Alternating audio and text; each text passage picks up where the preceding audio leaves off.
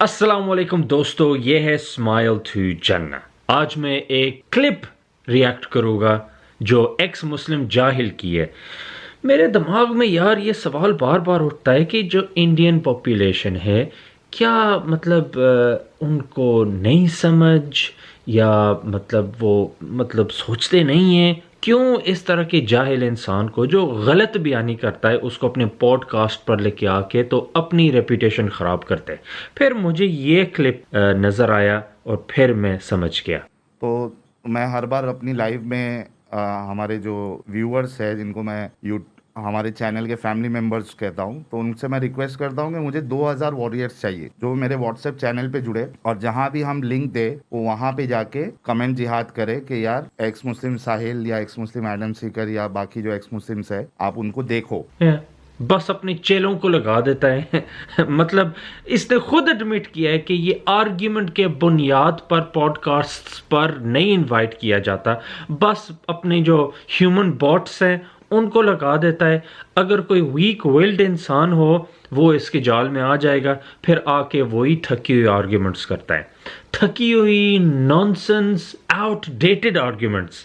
क्योंकि ये आर्ग्यूमेंट जो हाँ ये 9th सेंचुरी में कुरान मुकम्मल किया गया था अब्दुल मलिक इब्न मरवान के वक्त में, ये इतनी थकी हुई और इतनी रिफ्यूटेड आर्ग्यूमेंट्स हैं कि मैं आपको बताना चाहता था कि कितनी गई गुजरी आर्ग्यूमेंट्स है जिसको इसने जिक्र भी करके अपने आप को डिस्क्रेडिट कर दिया। लेकिन एक पर्सपेक्टिव ये भी है कि मोहम्मद साहब जैसा कोई कैरेक्टर एग्जिस्ट ही नहीं करता था। मक्का जो है वो था ही नहीं कभी। कुरान मक्का की, इस्लाम जिस मक्का की बात कर रहा है या बक्का की बात कर रहा है, वो एक्चुअली में जो आज का जो मक्का है वो प्लेस वहां पे बैठती नहीं है। Right, it's Petra, correct, Jordan है ना। तो एक पर्सपेक्टिव तो ये है, ठीक है। लेकिन मैं इस पर्सपेक्टिव को लेके चलता हूं कि यार मुझे उस बहस में नहीं पढ़ना है कि मोहम्मद साहब का कोई कैरेक्टर, क्योंकि कोई सबूत नहीं है हिस्टोरिकली। आप मोहम्मद साहब के कैरेक्टर को, ये वाला जो कुरान और इस्लाम वाला मोहम्मद है, इसको आप साबित नहीं कर सकते हिस्टोरिकली। तो in fact if I am not mistaken, एक और थियरी ये भी है ना कि जो कुरान का एक वो कहते हैं कि इसे कंपाइल किया गया, वो ट्रेडिशनल थियरी तो ये है कि मोहम्मद के टाइम पे किया, प्रॉफिट मोहम्मद के टाइम पे, बट एक थियरी ये कहती है कि कैलिफ उस्मान के टाइम पे किया गया, विच ऑल्सो सेज नहीं, बल्कि एक थियरी ये है कि अब्बासियों द्वारा अच्छा ये पूरा गढ़ा गया ये मजहब। अगर आप एकेडमिक लिटरेचर के अंदर देखो तो 3 नाम्स आएंगे जो इस थ्योरी को प्रपोज करते हैं कि आप सल्लल्लाहु अलैहि वसल्लम के कई साल, मतलब 100 साल बाद ये कुरान फिक्स हुआ, अग्री हुआ। और ये एक तो है पैट्रिशिया क्राउन, एक है माइकल कुक, और जो ज्यादा कोट किया जाता है जॉन वैन्सब्रा। आजकल जो इस थ्योरी को जगाने की कोशिश कर रहा है उसका नाम है शू मेकर। हाँ, आपने सही सुना, जूते बनाने वाला। उसकी यही औकात है, जूते बनाने वाली।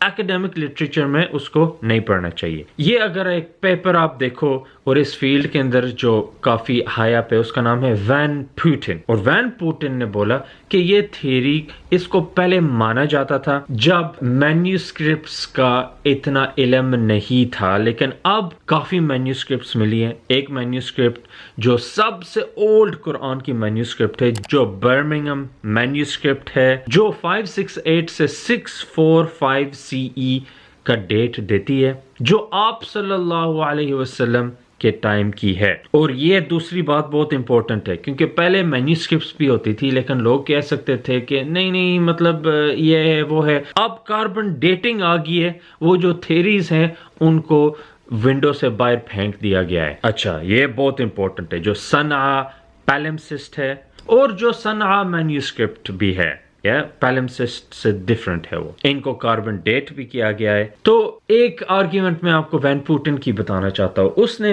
बोला कि एक वर्ड है, या उसने पेपर का नाम भी नेअमतुल्लाह। तो नेअमतुल्लाह को 2 तरीके से स्पेलिंग बंदा कर सकता है, एक रेगुलर ता, एक ता मरबूता। और इसका जिक्र तकरीबन 23 दफा आता है कुरान के अंदर, और इसने बोला कि मैंने 14 अर्ली मैन्यूस्क्रिप्ट्स के अंदर देखा है कि ये कंसिस्टेंटली स्पेल किया जाता है। तो वो कहता है कि इसको देख के हमें पता चलता है कि ये सारी चीजें एक आर्किटाइप से कॉपी गई हैं, जिसको कहते हैं उस्मानिक रस्म, उस्मानिक स्केलेटल टेक्स्ट, जो स्केलेटल टेक्स्ट होता है बगैर नुक्तों के, सुकून और शद्दा के। तो ये वो कहते हैं कि कंसिस्टेंसी दिखाए जाते हैं कि अर्ली टाइम में, फर्स्ट सेंचुरी में कुरान को लिखा गया, अग्री किया गया, जिससे फिर बाकियों ने कॉपी किया। और ये और भी एकेडमिक्स जो फील्ड के अंदर है वो कहते हैं, जिस तरह बेनम, सादिगी, यू, बर्गमन, फ्रांसवा, डेरोश, ये सारे सपोर्ट करते हैं। और जिस तरह कहते हैं ना कि इस्लाम के अंदर इजमा हो गया है, इंग्लिश के अंदर कंसेंसस कहते हैं। तो फील्ड के अंदर जब कंसेंसस हो जाए, मेजॉरिटी ओपिनियन हो जाए, उसको कहते हैं स्टेटस क्वेस्टियोनिस। तो इस फील्ड के अंदर जो स्टेटस क्वेस्टियोनिस है, ये अग्री करते कि जब आप सारी मैन्यूस्क्रिप्ट्स को देखोगे, ऑर्थोग्राफी को देखोगे, ऑर्थोग्राफी मतलब स्पेलिंग्स, अगर खाली इसको देखा जाए तो आपको पता चलेगा कि एक कंसिस्टेंट स्पेलिंग मेथड अप्लाई किया जाता है जब कुरान को कॉपी किया जाता है। क्यों? क्योंकि किसी एक्यूरेट आर्किटाइप से कॉपी किया जा रहा है। एक rock inscription late 6th to early 7th century में डेट की गई है, मतलब within 100 years of the prophet's death. तो ये 2 इंस्क्रिप्शंस मिली है ताइफ के अंदर, और दोनों ने इस्लाम अभी कबूल नहीं किया था, और 2 स्कॉलर्स ने इस पर स्टडी की है, हैथम सिद्दकी ने और अहमद अल जल्लाद ने। उन्होंने पेपर पब्लिश किया है journal of near eastern studies में। ठीक, ये पेयर रिव्यूड है।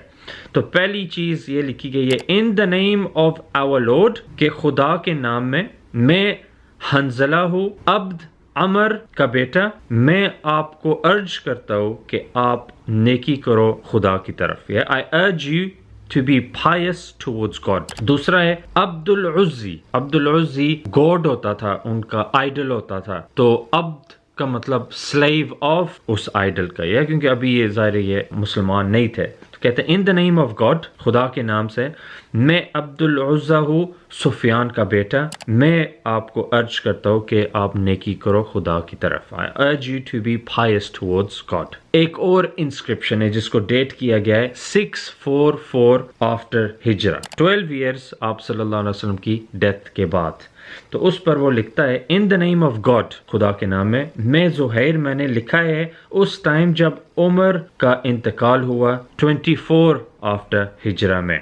तो इसका लोकेशन है काल अल मुअतदिल, और बिल्कुल मैच करता है जब उमर की डेथ हुई थी। ये यूनेस्को हेरिटेज साइट है, और इसको देखा गया है प्रोफेसर रॉबर्ट हॉयलैंड, जो यूनिवर्सिटी ऑफ सेंट एंड्रूज का है स्कॉटलैंड के अंदर।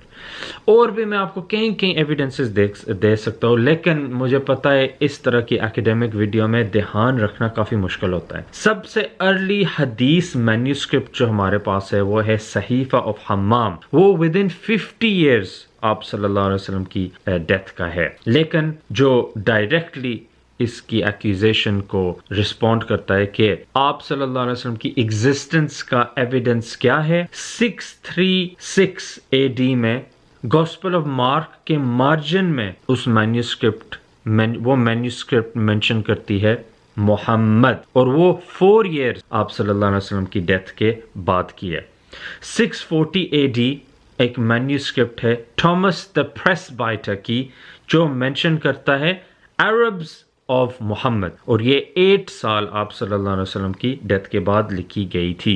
फिर 660 AD bishop Sebeos of the house of Bagratunis, वो मोहम्मद द टीचर ऑफ तौहीद मोनोथीज़म वो मेंशन करता है, और ये 28 years after the death of the prophet सल्लल्लाहु अलैहि वसल्लम। तो अगर मैं समराइज करूँ इस वीडियो को, नंबर 1 अगर हम मैन्यूस्क्रिप्ट्स देखें जिनको डेट किया गया है, वो इसकी एक्यूजेशन को रिफ्यूट करते हैं। नंबर 2 अगर आप टेक्सचुअल क्रिटिसिज्म में देखो कि उसमें कंसेंसस हो गया है इस पर कि कुरान की मैन्यूस्क्रिप्ट्स अगर देखी जाए और उसकी ऑर्थोग्राफी, जो स्पेलिंग्स और कंसिस्टेंसी है यूज़ ऑफ स्पेलिंग्स की, वो हमें बताती हैं और वो एविडेंस भी की गई हैं कि वो अर्ली कंपाइलेशन से कॉपी गई हैं, इसलिए वो कंसिस्टेंट है। फिर मैंने आपको Christian scholars outside of Islam, इस्लाम से बाहर, उनका मैंने हवाला और नाम दिया जो विदिन 4 years आप सल्लल्लाहु अलैहि वसल्लम की डेथ के बाद उनका लिटरेचर मैन्यूस्क्रिप्ट्स मौजूद है जो वेरीफाई करते कि मोहम्मद नाम का बंदा जो मोनोथीइज्म प्रैक्टिस करता था, जो अरबों का मोहम्मद था सल्लल्लाहु अलैहि वसल्लम, वो वाकई उसी जगह पर मौजूद था। फिर अगर हम मक्का को देखें, मक्का का भी मैं एविडेंसेस दे सकता हूँ आपको। 1st सेंचुरी में डियोडोरस सिकुलस वो कहता है कि एक टेंपल होता था जो अरब्स रिवेयर करते थे, रिस्पेक्ट करते थे। फिर टोलेमी 2nd सेंचुरी के अंदर वो एक जगह कोट करता है मकोरबा, मक्का मकोरबा। फिर एडवर्ड गिबन 18th सेंचुरी में प्री क्रिश्चियन टाइम्स के बारे में राइट करता है और वो काबा का लफ्ज यूज करता है और कहता है revered by Arabs linen of silky veil, कि अरब्स उसकी रिस्पेक्ट करते थे और उसका एक सिल्क का वेल होता था, चादर होती थी। तो मेरे प्यारों भाइयों और बहनों, मैं आपको और भी दलीलें दे सकता हूँ, लेकिन उम्मीद है कि ये काफ़ी होगा क्योंकि ये लोग पहले ही जाहिल हैं, तो इनको मैं अगर टू मच दूंगा तो ये डूब जाएंगे।